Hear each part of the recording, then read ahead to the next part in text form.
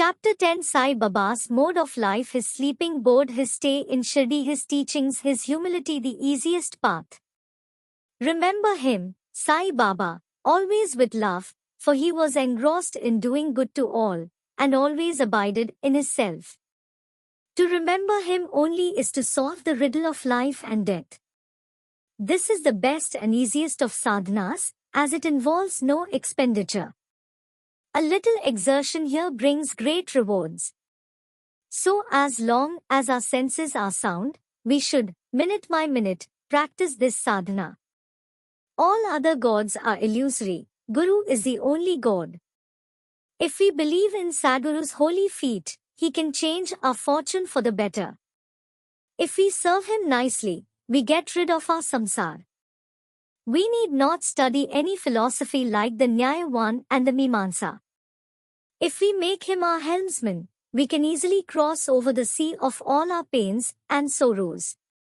As we trust the helmsman in crossing rivers and seas, so we have to trust our Sadguru in getting over the ocean of worldly existence. The Sadguru looks to the intense feeling and devotion of his devotees, endows them with knowledge and eternal bliss. In the last chapter, Baba's mendicancy and devotees' experiences and other subjects are dealt with. Let the readers now hear where and how Baba lived, how he slept, and how he taught, etc. Baba's wonderful bedstead. Let us first see where and how Baba slept. Mr. Nana Sahib Dengle brought, for Sai Baba, a wooden plank, amount 4 cubits in length and only a span in breadth, for sleeping upon. Instead of keeping the plank on the floor and then sleeping on it, Baba tied it like a swing to the rafters of the masjid with old shreds or rags and commenced to sleep upon it. The rags were so thin and worn out that it was a problem how they could bear or support even weight of the plank itself, let alone the weight of Baba. But somehow or other it was Baba's sheer leela that the worn-out rags did sustain the plank, with the weight of Baba on it. On the 4 corners of this plank, Baba lighted panatis, earthen lamps, one at each corner, and kept them burning the whole night. It was a sight for the gods to see Baba sitting or sleeping on this plank. It was a wonder to all, how Baba got up and down the plank. Out of curiosity, many careful observers kept watching the process of mounting and dismounting, but none succeeded. As crowds began to swell so to detect this wonderful feat, Baba one day broke the plank into pieces and threw it away. Baba had all the 8 siddhis, powers, at his command. He never practiced nor craved for them. They came to him naturally, as a result of his perfection. Sagun manifestation of Brahman. Though Sai Baba looked like a man, 3 cubits and a half in length, still he dwelt in the hearts of all. Inwardly, he was unattached and indifferent, but outwardly, he longed for public welfare. Inwardly most disinterested, he looked outwardly full of desires, for the sake of his devotees. Inwardly an abode of peace, he looked outwardly restless. Inwardly he had the state of Brahman, outwardly he acted like a devil. Inwardly he had the state of Brahman, outwardly he acted like a devil. Inwardly he loved Advaita, union or monism, outwardly he got entangled with the world.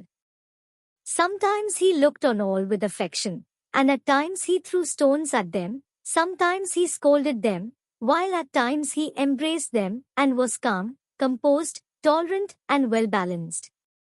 He always abided and was engrossed in the self and was well disposed towards his bhaktas. He always sat on one asan and never travelled. His band was a small stick, which he always carried in his hand. He was calm, being thought-free. He never cared for wealth and fame and lived on begging. Such a life he led. He always uttered Allah Malik, God the real owner. Entire and unbroken was his love for the bhaktas. He was the mine or storehouse for self-knowledge and full of divine bliss. Such was the divine form of Sai Baba, boundless, endless and undifferentiated. One principle which envelopes the whole universe, from a stone pillar to Brahma, incarnated in Sai Baba. The really meritorious and fortunate people got this treasure trove in their hands, while those people who, not knowing the real worth of Sai Baba, took or take him to be a man, a mere human being, were and are indeed miserable. His stay in Shirdi and probable birth date, none knew or knows the parents and exact birth date of Sai Baba, but it can be approximately determined by his stay in Shirdi. Baba first came to Shirdi when he was a young lad of 16 and stayed there for 3 years. Then all of a sudden he disappeared for some time. After some time, he reappeared in the Nizam state near Aurangabad and again came to Shirdi with the marriage party of Chand Patil when he was 20 years old. Since then, he stayed in Shirdi continuously for a period of 60 years, after which Baba took his Mahasamadhi in the year 1918. From this we can say that the year of Baba's birth is approximately 1838 AD. Baba's mission and advice, Saint Ramdas, 1608 to 1681, flourished in the 17th century and fulfilled to a great extent his mission of protecting cows and Brahmins against the Yavanas, Mohammedans, but within 2 centuries after him, the split between the two communities, Hindus and Mohammedans, widened again, and Sai Baba came to bridge the gulf. His constant advice to all was to this effect: Rama, the god of the Hindus, and Rahim, the god of the Mohammedans, were one and the same. There was not the slightest difference between them. Then why should their devotees and quarrel among themselves? You ignorant folk, children, join hands and bring both the communities together. Act sanely, and thus you will gain your object of national unity. It is not good to dispute and argue. So don't argue, don't emulate others. Always consider your interest and welfare. The Lord will protect you. Yoga, sacrifice, penance, and knowledge are the means to attain God. If you do not succeed in this by any means, vain is your birth. If anyone does any evil unto you, do not retaliate. If you can do anything, do some good unto other. This in short was Sai Baba's advice to all, and this will stand in good stead both in material and spiritual matters. Sai Baba as Sadguru. There are gurus and gurus. There are many so-called gurus who go about from house to house with cymbals and veena in their hands and make a show of their spirituality. They blow mantras into the ears of their disciples and extract money from them. They profess to teach piety and religion to their disciples, but are themselves impious and irreligious. Sai Baba never thought of making the least show of his worth, piety. Body consciousness, he had none, but he had great love for the disciples. There are 2 kinds of gurus: 1, niyat, appointed or fixed, and 2, aniyat, unappointed or general. The latter by their advice develop the good qualities in us, purify our hearts and set us on the path of salvation, but contact with the former dispels our quality, sense of difference, and establishes us in unity by making us realize thou art that. There are various gurus imparting to us various kinds of worldly knowledge, but he who fixes us in our nature, self, and carries us beyond the ocean of worldly existence is a Sadguru. Sai Baba was such a Sadguru. His greatness is undescribable. If anybody went to take his darshana, he, without being asked, would give every detail of his past, present and future life. He saw divinity in all beings. Friends and foes were alike to him. Disinterested and equal balanced, he obliged the evildoers. He was the same in prosperity and adversity. No doubt ever touched him. Though he possessed the human body, he was not in the least attached to his body or house. Though he looked embodied, he was really disembodied, i.e., free in this every life. Blessed are the people of Shirdi, who worshipped Sai as their God. While eating, drinking, working in their backyards and fields and doing various household works, they always remembered Sai and sang his glory. They knew no other god except Sai. What to speak of the love, the sweetness of the love, of the women of Shirdi?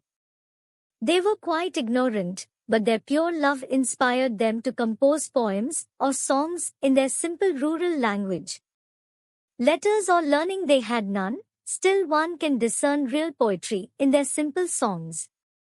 It is not intelligence, but love, that inspires real poetry as such. Real poetry is the manifestation of true love, and this can be seen and appreciated by intelligent listeners. Collection of these folk songs is desirable and Baba willing, some fortunate devotee may undertake the task of collecting and publishing these folk songs, either in the Sai Leela magazine or separately in a book form. Baba's humility Lord or Bhagwan is said to have 6 qualities, viz. 1. Fame, 2. Wealth, 3. Non-attachment, 4. Knowledge, 5. Grandeur, and 6. Generosity. Baba had all these in him. He incarnated in flesh for the sake of the bhaktas. Wonderful was his grace and kindness.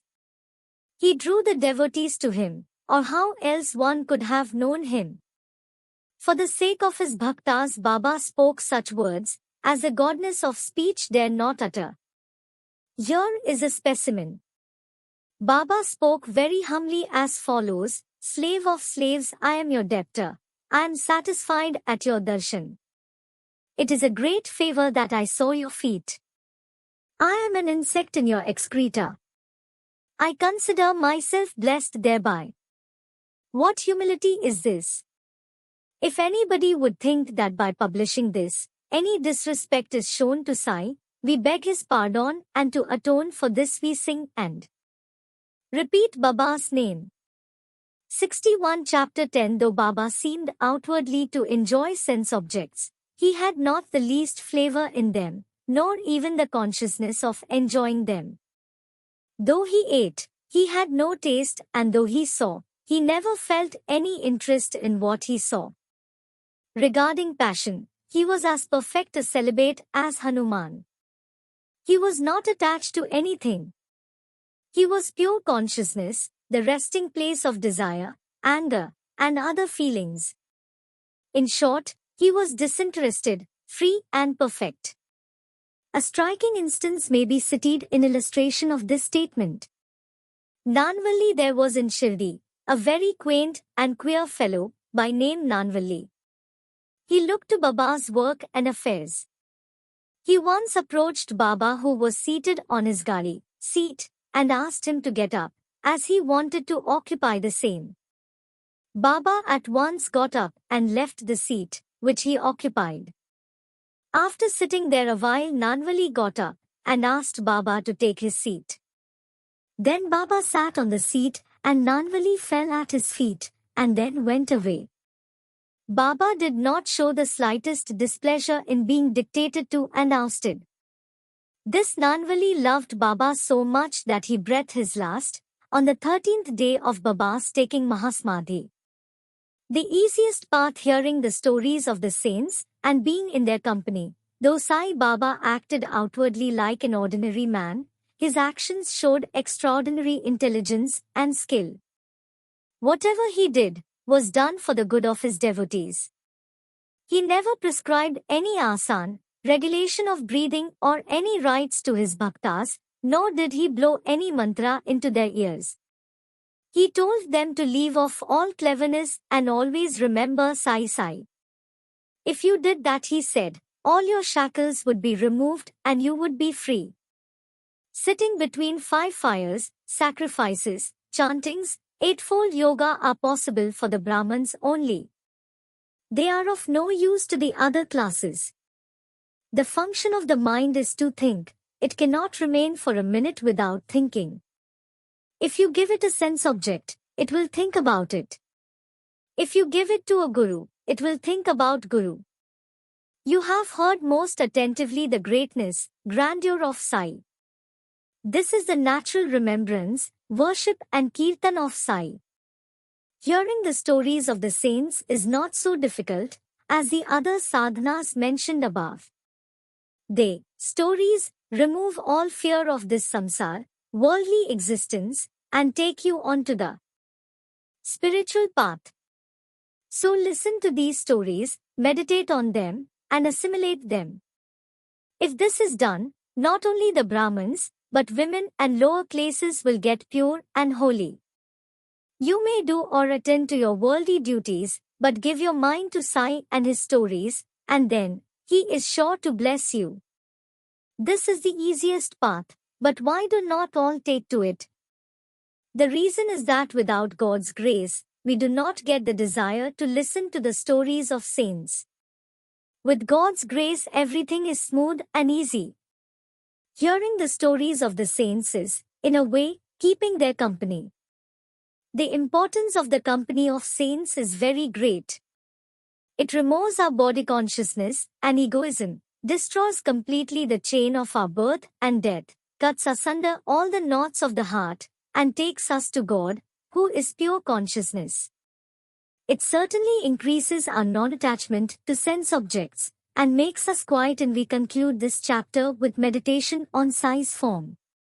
He, the beautiful and handsome Sai, standing on the edge of the masjid and distributing udi to each and every bhakta, with a view to his welfare. He who thinks the world as naught and who is ever engrossed in supreme bliss, before him we humbly prostrate ourselves. Jai Shri Sai, peace be to all.